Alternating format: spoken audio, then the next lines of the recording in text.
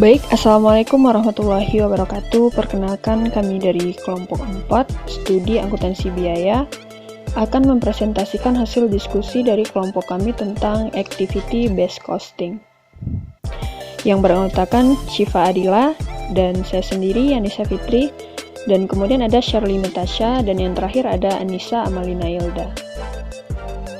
Untuk poin yang akan kami jelaskan, yaitu yang pertama ada konsep biaya per unit, yang kedua ada kalkulasi biaya produk berdasarkan tradisional, yang ketiga ada keterbatasan sistem akuntansi biaya tradisional, yang keempat ada kalkulasi biaya produk berdasarkan ABC, dan kemudian ada yang terakhir pengklasifikasian biaya. Untuk penjelasan poin yang pertama akan dijelaskan oleh dengan saya sendiri, yaitu ada konsep biaya per unit. Biaya per unit atau cost per unit adalah perhitungan yang digunakan banyak bisnis berbasis produk, dari toko lokal yang lebih kecil hingga perusahaan nasional. Bisnis berbasis layanan juga dapat menggunakan cost per unit untuk bisnis mereka, tetapi biasanya perhitungannya tidak begitu mudah. Biaya ini juga disebut harga pokok penjualan atau HPP. Ini adalah berapa banyak uang yang dikeluarkan perusahaan untuk memproduksi satu unit produk yang mereka jual. Perusahaan memasukkan angka ini pada laporan keuangan mereka. Untuk penjelasan poin yang kedua, yaitu mengenai kalkulasi biaya produk berdasarkan tradisional. Kalkulasi biaya produksi tradisional adalah penjumlahan biaya bahan langsung, biaya tenaga kerja langsung, dan alokasi biaya overhead pabrik atau disebut juga dengan BOP. Biaya bahan langsung ditambah biaya tenaga kerja langsung disebut biaya utama atau prime cost. Keduanya adalah biaya variabel. BOP dibebankan ke produk berdasarkan trip yang ditentukan di muka. Rumusnya yaitu tarif BOP sama dengan anggaran BOP dibagi dasar alokasi. Selanjutnya, keterbatasan sistem akuntansi biaya tradisional.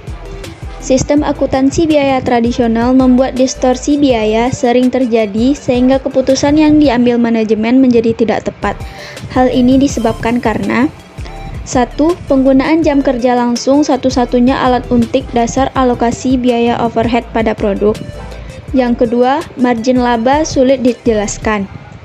Yang ketiga, titik berat hanya pada fase produksi, tidak termasuk desain dan distribusi. Yang keempat, biaya fase desain dan distribusi masuk pada biaya periode. Kalkulasi biaya produk berdasarkan aktivitas atau ABC. Activity Based Costing merupakan suatu sistem perhitungan akuntansi yang dapat menetapkan dan mengidentifikasikan biaya pada aktivitas overhead, sehingga dapat menetapkan biaya tersebut kepada produk. Setiap produk harus ditelusuri biayanya berdasarkan aktivitas untuk menciptakan produk tersebut, mulai dari riset pasar sampai dengan pelayanan purna jual. Tujuannya untuk menentukan objek biaya secara akurat. Biaya produk model aktivitas bertujuan untuk memenuhi keperluan intern perusahaan, yaitu untuk mengambil keputusan, misalnya menetapkan harga penawaran, maka biaya-biaya yang berhubungan dengan produk harus dibebankan kepada produk yang bersangkutan. Kemudian dihitung biaya per unitnya. Baiklah, selanjutnya kita masuk ke materi pengklasifikasian aktivitas. Nah, pada sistem Activity Based Costing atau ABC Activities adalah seluruh kegiatan yang berhubungan dengan kegiatan merancang dan memproduksi suatu produk. Pengklasifikasian aktivitas akan memudahkan kalkulasi biaya produk. Nah, pada proses manufaktur ada 4 kategori aktivitas, yaitu yang pertama, aktivitas berlevel unit atau unit level activities. Aktivitas ini dilakukan untuk memproduksi setiap satu unit produk. Biaya aktivitas berlevel unit bersifat proporsional dengan jumlah unit produksi. Contoh aktivitas berlevel unit berdasarkan volume atau unit adalah seperti pemakaian bahan, pemakaian jam kerja langsung, memasukkan komponen, inspeksi setiap unit, dan aktivitas menjalankan mesin. Nah, yang kedua, kita masuk ke aktivitas berlevel batch atau batch level activities. Aktivitas berlevel batch adalah aktivitas yang dilakukan setiap batch atau kelompok produk. Aktivitas berlevel batch dilakukan setiap satu batch ingin diproduksi. Contoh, aktivitas berlevel batch adalah setup mesin, pemesanan pembelian, penjadwalan produksi, inspeksi untuk setiap batch, dan penanganan bahan.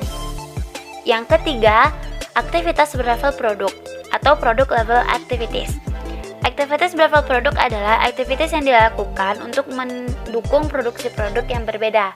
Contoh aktivitas ini adalah seperti merancang produk, administrasi suku cadang, penerbitan formulir pesanan untuk mengubah teknik rekayasa dan ekspedisi.